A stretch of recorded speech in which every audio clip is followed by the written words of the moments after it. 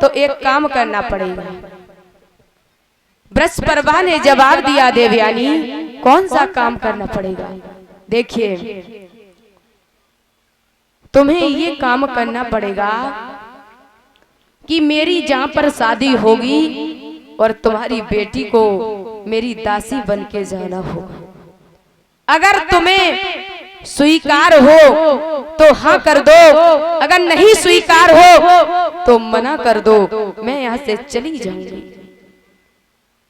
क्या हुआ महाराज, आज शर्मिष्ठा अपने पिता की लाज बचाने के लिए देवयानी के पैरों में गिर जाती है और कहती है, बहन अगर तुम्हें ये अच्छा लगता है तो मैं तुम्हारी दासी बनने के लिए तैयार हूं। आज क्या हुआ देखिए, एक राजा की पुत्री अपने पिता की लोक लाज के कारण दासी बनने के लिए तैयार हुई। अब क्या हुआ महाराज, देवयानी ने जवाब दिया, पिताजी हमारा विवाह महाराज याति के साथ में कर दो। जवाब दिया शुक्राचार्य ने, वो राजा है, उसके साथ में भला मैं कैसे विवाह कर सकता हूँ।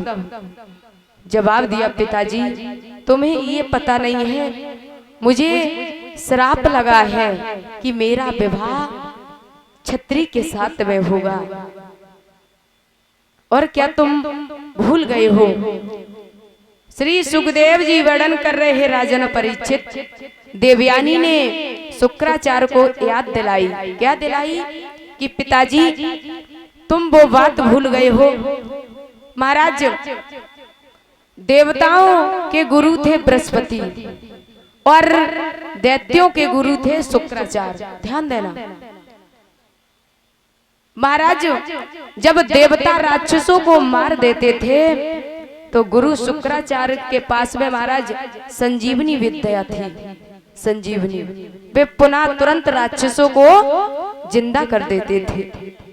एक दिन की बात है महाराज, गुरु बृहस्पति बैठे बैठे मन में विचार कर रहे थे कि राक्षसों को अगर मार देते हैं तो गुरु शुक्राचार्य पुनः जिंदा कर लेते हैं।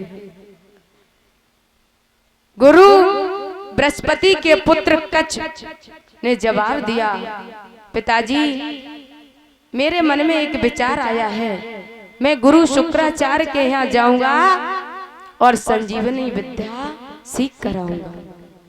जवाब दिया, बेटा क्या तू पागल हो गया?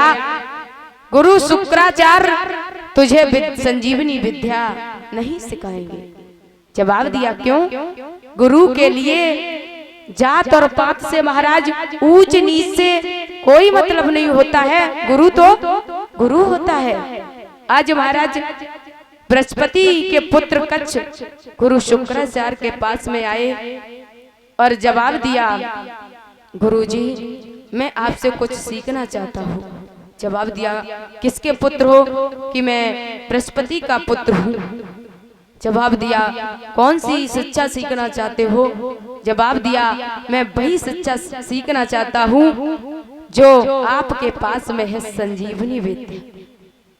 आज क्या हुआ महाराज, गुरु शुक्राचार्य मुस्कुरा गए, कहने लगे, बेटा संजीवनी विद्या कोई छोटी मोटी बात नहीं है जिसे तुम सीखने के लिए आए हो। जवाब दिया, तो वो कैसे हमें सीखने के लिए मिलेगी? जवाब दिया, सीखने के लिए तो मिल जाएगी। देखिए, गुरु के लिए गुरु कभी अपने शिष्यों से भेदभाव नहीं करते हैं, लेकिन तुम्हें एक काम करना पड़ेगा। कौन सा? तुम्हारी मैं परीक्षा लूंगा। पहले अगर तुम परीक्षा में सफल हो गए तो तुम्हें संजीवनी विद्या सिखाऊंगा। अब देखिए महाराज, कितनी बड़ी संजीवनी, कितनी बड़ी परीक्षा ली। गुरु शुक्राचार्य ने जवाब दिया, कच्छ तुम्हें मेरी बेटी देवयानी के साथ में रहना पड़ेगा। देखिए, जवान बेटी और जवान बृहस्पति के पुत्र कच्छ थे। आज कच्छ के पैरों के नीचे जमीन खिसक गई। विचार किया, ये तो बहुत बड़ी परीक्षा है महाराज। फिर भी कच्छ ने जवाब दिया, कोई बात नहीं गुरुजी, मैं परीक्षा देने के लिए तैयार हूँ। अब क्या हुआ महाराज, देवयानी के साथ में रहने लगे।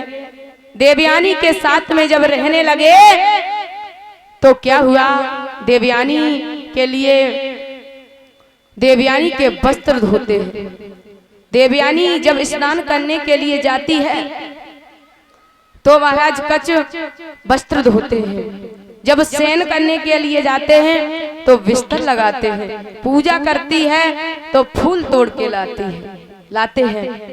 धीरे धीरे महाराज जब कच्छ उनके साथ में रहने लगे, एक दिन की बात है, देवयानी बड़ी ही सुंदर थी, इधर कच्छ भी बड़े ही सुंदर थे।